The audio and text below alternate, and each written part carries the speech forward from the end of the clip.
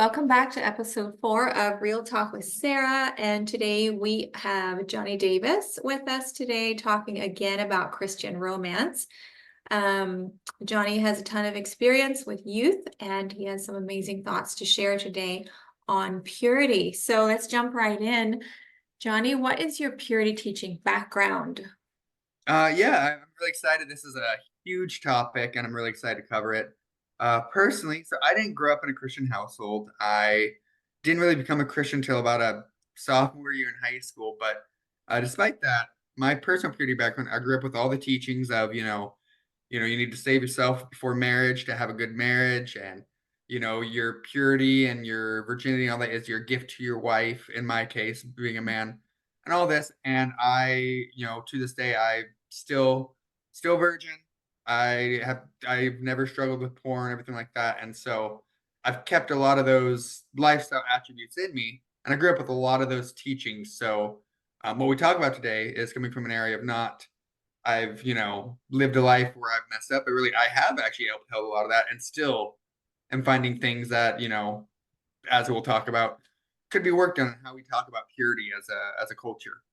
Like a more well-rounded view. And I would like our listeners to know that you're 33 years old and you're a virgin. And so you are coming at this not from downplaying purity, because this is actually something you live out carefully in your own life, but you're saying that there's a more well-balanced view than what is normally taught in the churches. So jump right in, Johnny. Give us some history of your background and how that affects your views today of what is missing in the church's teaching on purity.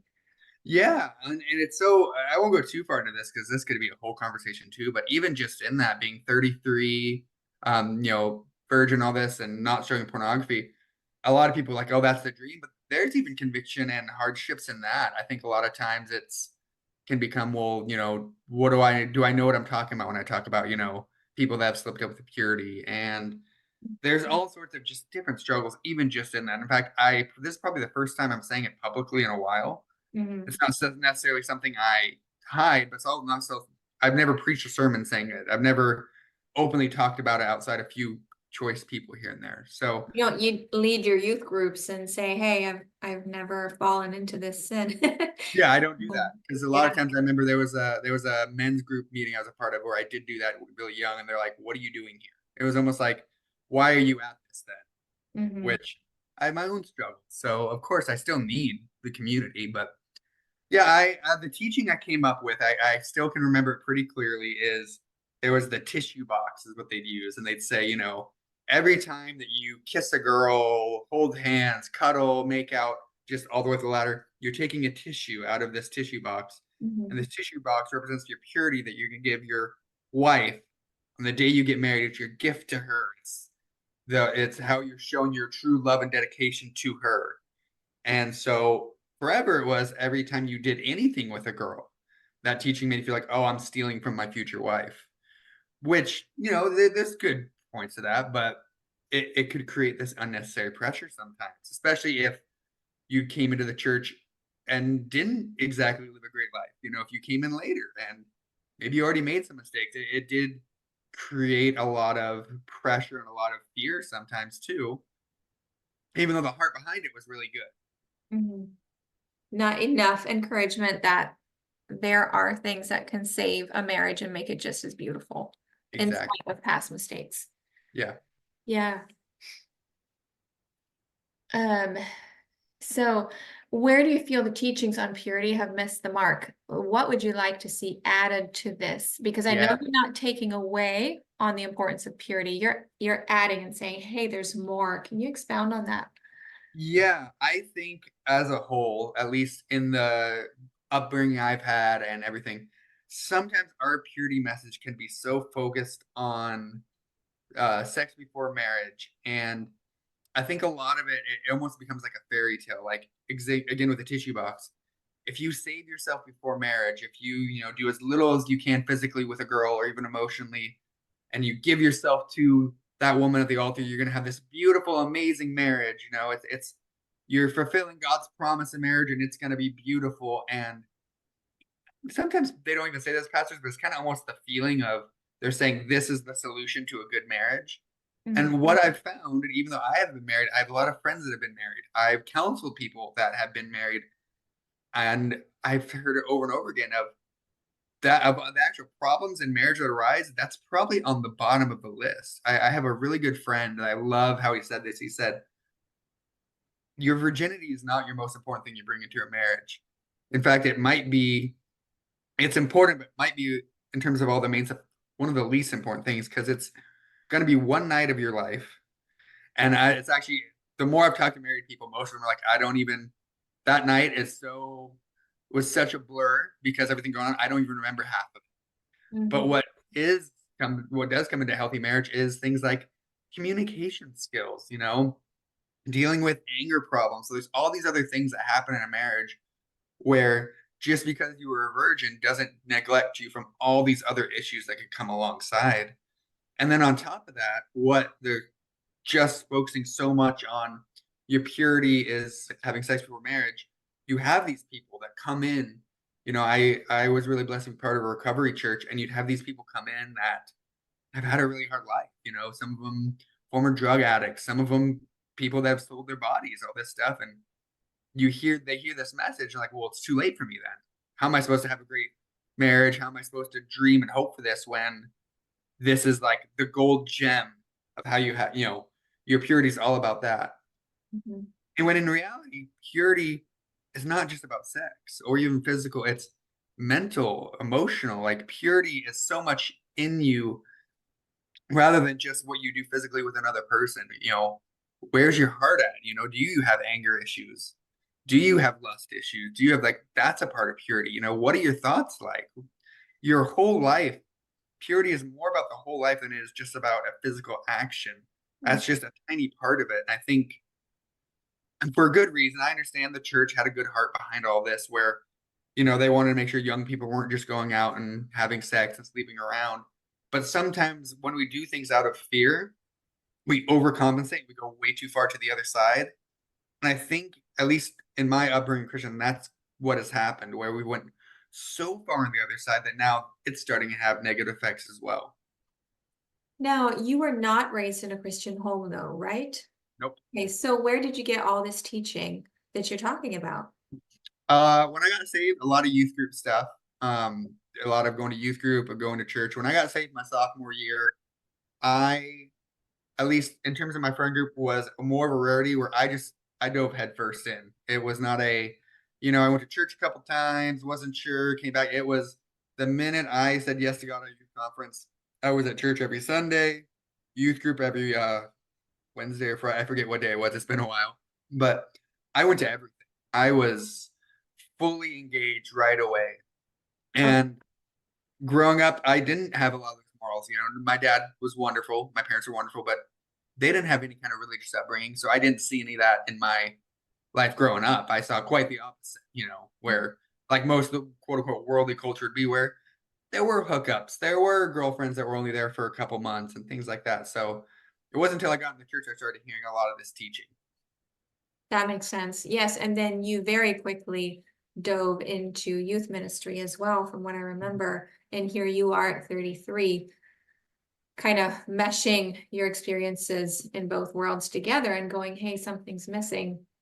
And as a girl raised in the purity culture, I find this so interesting. I'm fascinated by all of this because if anyone was raised in the purity culture, it was me. And yet I so resonate with your message that virginity is not the most important thing you bring to a marriage. The most important thing you bring to a marriage is emotional intelligence, relational maturity, communication skills, mutual respect and honor, the ability to love selflessly, and just that wonderful thing of being in love, like loving and being in loved. The gift of Christian romance should be not just that you are loved, but that you're also able to love back. And it's this Yeah. mutual love where you just feed each other's soul and spirit. It has less to do with our body and more to do with our soul and spirit. And I'm hearing that's your message here. And I totally, totally resonate with that, I look back to when I got married and I'm like, wow, I was so immature emotionally and relationally, and yet, staying a virgin and staying pure was like top of my priority list, but the other things were neglected. Um, so I do feel very passionate about that, and I really appreciate you bringing up this topic to the church today. Yeah, and I love what you're saying about growing up with that. Another aspect is on that, I was just thinking is it creates almost a fear of sex. That you don't hear that word in church. We don't dare say the word sex in church. That's like saying Satan or something. It's the worst word you could say. Mm-hmm. And it's created a fear where a lot of these people that I've talked to that came up in the purity culture, there's a certain book that comes to mind that I won't say, but like very much the teaching of, you don't do anything until you get married, Mm-hmm. which in a healthy way that can be taught healthily, but it became almost a unintentional fear mongering way of making people scared of it, where in marriage all of a sudden, okay, now it's okay to do this thing, but you've spent, let's say you got married at 22, you spent 22 years of your life thinking that this thing was evil, that this thing was bad, that only bad people do this, but now all of a sudden it just switches and you're supposed to automatically get rid of all that. Now it's good. Mm-hmm. And for a lot of people, Yeah. I know that's hard. Yeah, it's why I don't advocate anymore for what we used to call hands-off courtship. I remember, um, you know, the guy I was dating and married, we never touched. I don't think we even hugged when we were dating. And then yeah, suddenly we were married. Mhm. It took some getting used to, and it wasn't what I would think of as a healthy wedding night. And that's some very vulnerable stuff for people to talk about, but I have heard this repeatedly from Christian girls raised in the purity culture. Just this extreme difficulty from that one shift to that extreme other shift. Like, I think when we talk about purity, we need to really actually promote that a girl becomes comfortable with her boyfriend or fiance's physical body. You need to enjoy being held by him. You need to hold his hand. You need to physically spend time with each other in each other's presence, not sexually. I'm saying Yeah. physically. Yeah. There's a big difference there. Mhm. And I think one of the things I would like to discuss today on this podcast is sexual purity is important, and it does start long before sex. I've been in the purity culture, and then I've been out of the purity culture for a while, and I've been really, really distressed by what I see in the dating world. A lot of people are dating now, thinking that they're calling themselves pure, but they're doing way too much. They're not actually having sex, but they think as long as they're not actually having sex, they're virgins when they get married. I disagree with that. I think sexual purity starts long before intercourse. I think sexual purity starts, I'm not going to talk about the exact line nobody should cross or anything like that, but sexual purity starts much sooner than intercourse, and we do well to be careful. And people, when people mess up in this area, it's okay to repent. And it's okay to go to the other person and say, you're sorry, and to make it right. And we are all human. Humans make mistakes. And you know whatever mistakes anyone makes, they can absolutely be redeemed. Girls, go wear that white wedding dress. Even if you've messed up, go wear that white dress. You're redeemed, you're pure, you're clean. Come to your wedding night with absolutely all of that washed away. And yes, let's stop idolizing virginity to where girls find that almost impossible. And if somebody is messed up, like somebody's lived a sinful lifestyle and they marry someone who's a virgin, because virginity is so idolized, the virgin is often struggling deeply to accept the fact that their spouse has been with other people. And I think part of that is because, yeah, we are supposed to only be with our spouse, right? We are supposed to keep ourselves from marriage, and it hurts when somebody doesn't. But I do think it is so idolized that we actually add to the grief and and all of that to where we make it even more difficult than it needs to be. Yeah, I love that point you just made, and I've been thinking about that for a couple years now, just in where I'm at, and I'd love to share kind of my thoughts and things that I've went through. So again, I'm not a perfect person. Yes, I have not had sex before marriage, but I've made other mistakes. So just to be clear, I'm not saying that I've never kissed a girl or anything like I'm not that degree. I want to be very clear. Last thing I need is some girl from my high school being like, wait a minute. I want that. But Get yourself in trouble here. right. We don't need anything like that nowadays. But no, I love what you said though, because as someone that has not had sex before marriage and in that sense has abstained, I think, going back to that men's group I was part of, like, well, what are you doing here? It's like I still have struggles. And another thing on my end that I think people in my boat or similar could deal with is, there is that kind of not purposeful, but the shame of like, well, if I'm not a virgin, why I can't marry someone that's like that because they deserve better or just Mhm. certain reasons here. And a lot of times Mhm. it's like I kind of have that back of my head worry of like, man, if I get married to someone who has like, is my inexperience going to make things hard? Is my inexperience going to cause issues? And then on top of that, is it going to cause issues of them feeling worth it? Where it's like for me, of course, when I marry someone, I'm going to be like, dude, you are the one. I'm going all in. But Mhm. I don't want them thinking, well, he's not a virgin or he's a virgin, I'm not. So I shouldn't go for this because he deserves better. Or there's just so many little things I don't think we think about that I've Mhm. thought that I'm like, man, there's so many little things that it's just such a big issue but such a big topic that I think everyone across the spectrum has things they struggle with that don't get talked about. So I Yeah. love that you brought that up. Yeah, and there, I know of stories where the guy's interested in a girl and he tells her, I've sinned in this area. Like I've Mhm. messed up. I've been with multiple girls here and she hasn't, and she's able to go, well, is that who you still are? And if Well, he's not, and it's under the blood and it's forgiven and washed and he's living a pure lifestyle, he absolutely and totally deserves her. There's nothing like deserving or not deserving. There is walking with God, and are we meant to be together or not? yeah. In the purity culture, I've also noticed, there are daddy-daughter dances where these little virgins are dancing with their daddies, and it's almost like they're some little China doll placed on a mantle, quarantined in their father's house, waiting for the knight in shining armor to come sweep them off their feet forever.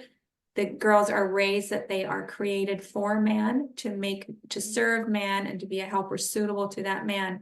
So the girls are idolizing man from Hmm. childhood on up. And then sometimes they wait forever to marry because it's hard for a quarantined girl to find, a man, quote, worthy of her. And then when they do get married, she subconsciously, not because she's selfish, because she was raised to serve and submit, but she subconsciously expects that man to be everything for her because she's taught that she is created solely for him. Um, I mean, for the Lord, but her place on this earth is to serve and bless and make a man happy and have his babies. And when that man fails and messes up, it destroys her because the whole thing has become so idolized. Our focus has become so much on being a virgin, being submissive, being a servant, being created for a man. And Satan loves to do that. He loves to take a really good, beautiful thing and skew it to where now when I see these daddy-daughter dances, I'm not talking about, little elementary schoolgirl stuff at school. I'm talking about basically almost like a purity ball, And it's actually a turnoff for me now, Johnny. Like it's a huge turnoff for me. And I just want to say, hey girls, this is one aspect of you. I did this too, and I still entered marriage so incredibly naive.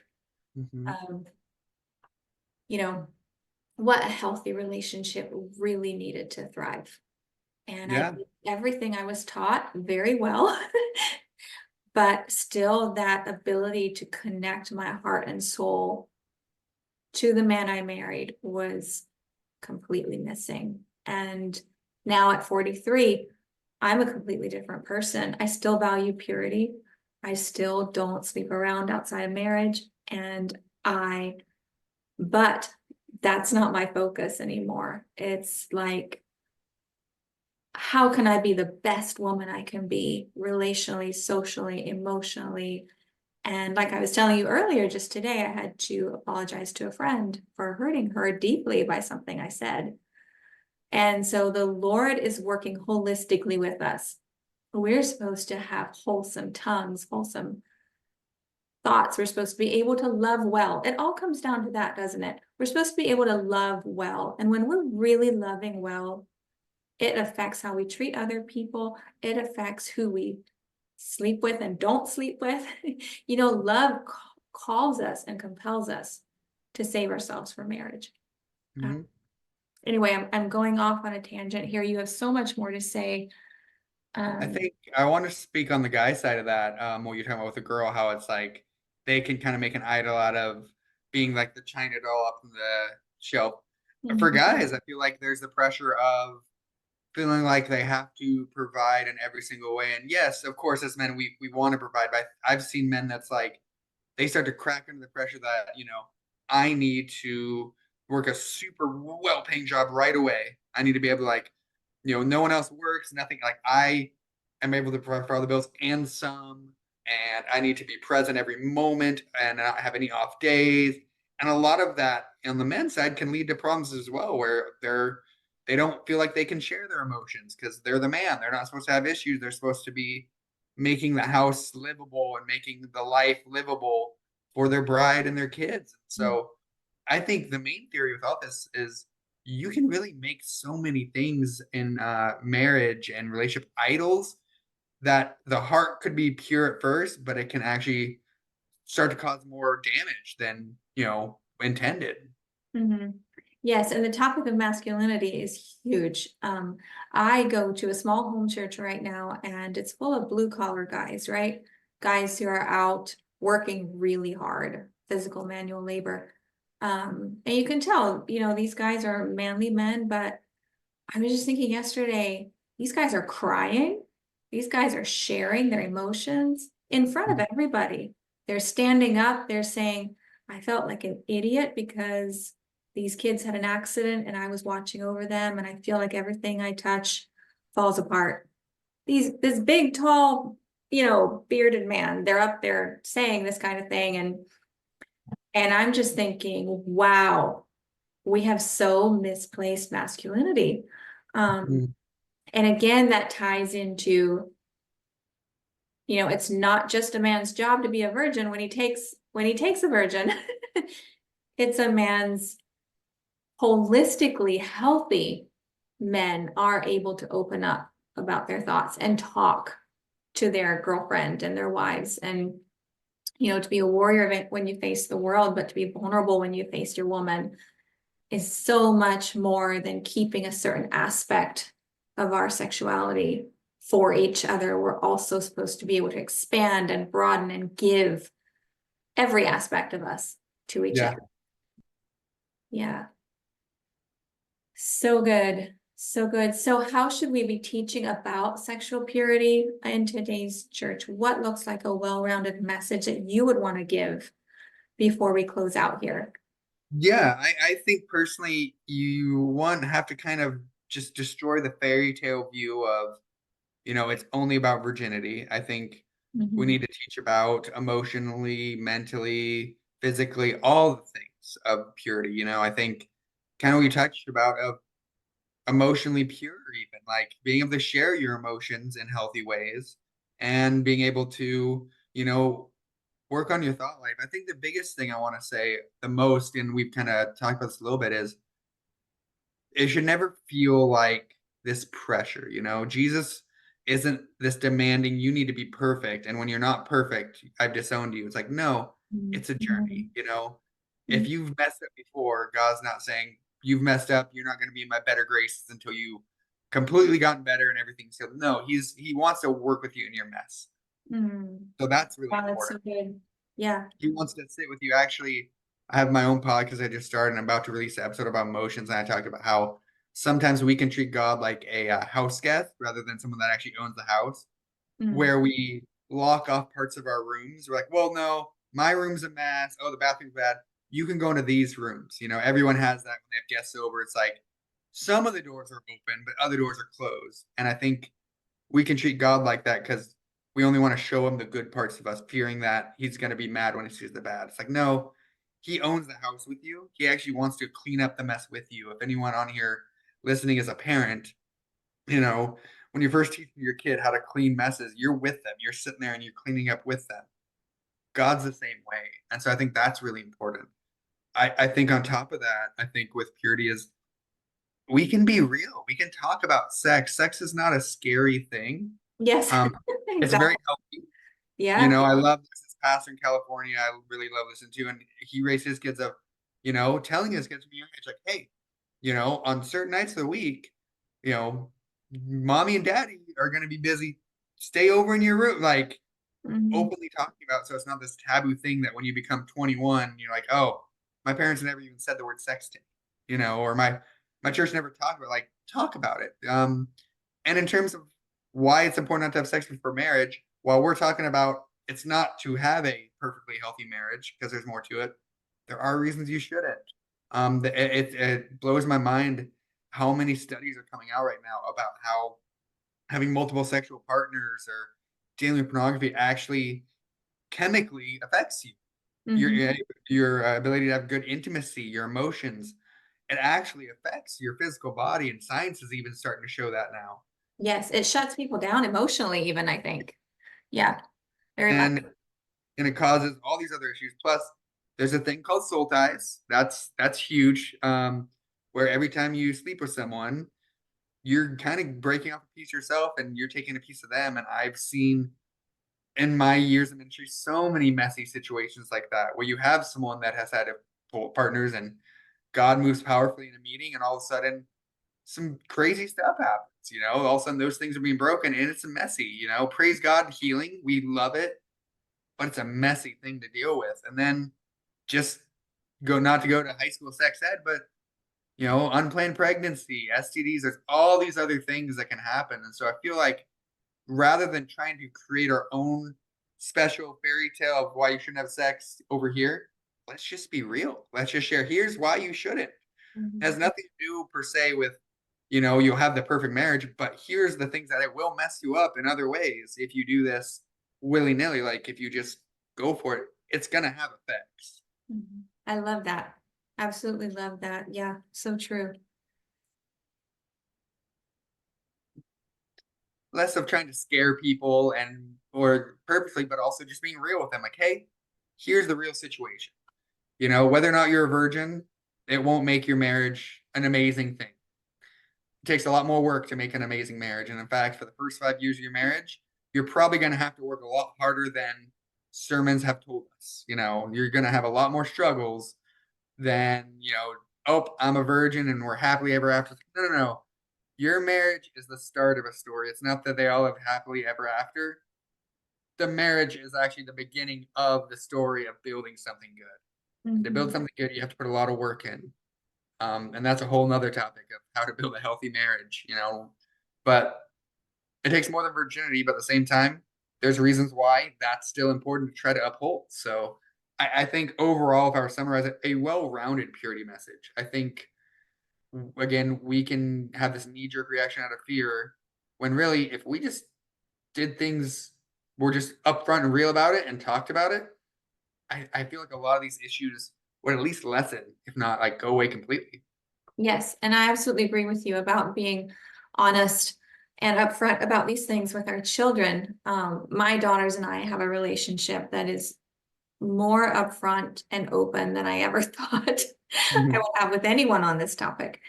And I really value that. And then the other day, I was listening to a podcast from a life coach, and she had the most candid conversation about sex with a group of women.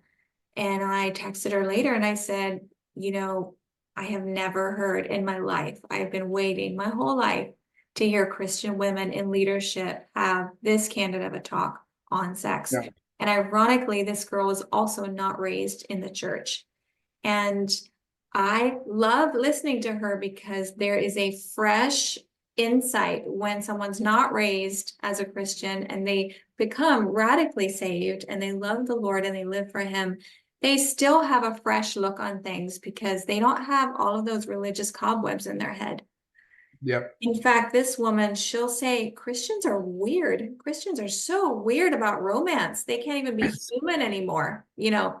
Like they can't just talk about sex and they can't just fall in love and they can't just treat each other well. Like there's all of these cobwebs and labyrinths in their brains about everything and hangups.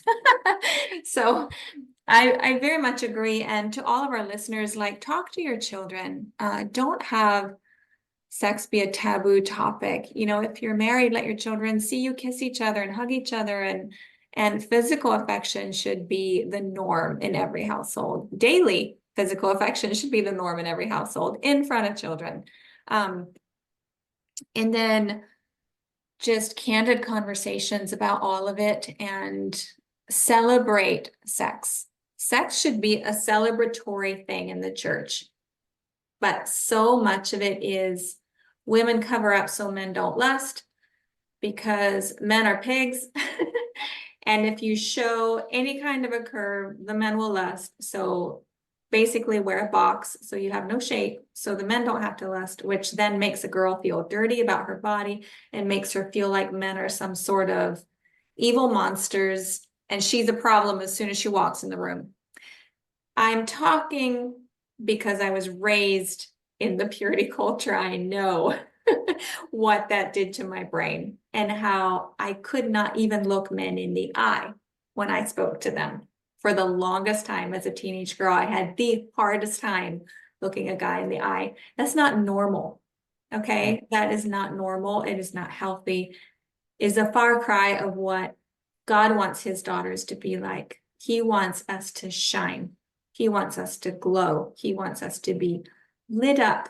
This is our season. We are Esthers here. We're called to this generation for such a time as this. We are given a voice. We're given immense wisdom when we tap into it, because we not only have our walks with God, we have the added benefit of intuition. Our minds were created to be an asset to the minds around us, and so we are so much more than something sitting on a mantle waiting for some perfect guy to come pick us up because we've been quarantining ourselves our whole life. No, we're created to be warriors, to be teachers, to be, yes, servants and mothers and kind and serving those around us. But there is so much more than what we do. There's who we are. And who we are is so much more than how pure we keep our bodies. It's also how much we cultivate our mind, our spirit, our soul. Are we lit up? Are we on fire? Are we active in our minds? And can our mouths speak wisdom? Or are we shut down and boxed down and covered up and locked up? And before anyone gets the wrong picture, I believe in modesty. I believe in no sex outside of marriage. I'm an advocate for all of those things, but there's this other side that people like Johnny, who was not raised in the church, and the other life coach I'm talking about, they come into the church and they're like, whoa, something's very missing. Christians need to normalize and humanize certain things and quit spiritualizing all things, because God is spirit and He created humanity for the honor and glory of His spiritual realm. So in a sense, it's all spiritual. Yeah. Christians definitely are weird. As you said, I just laughed because especially, Yep. not to give away when we're recording this, but it's the eclipse day and I just get so entertained about how many things we're seeing about that. But just thinking about it, I was like, man, I think the biggest hang up or roadblock sometimes us Christians can have in terms of reaching the world, it is our fellow Christians. Some of just the weird things we see. you know. Yep. I love that you said that because that's so good. Yeah.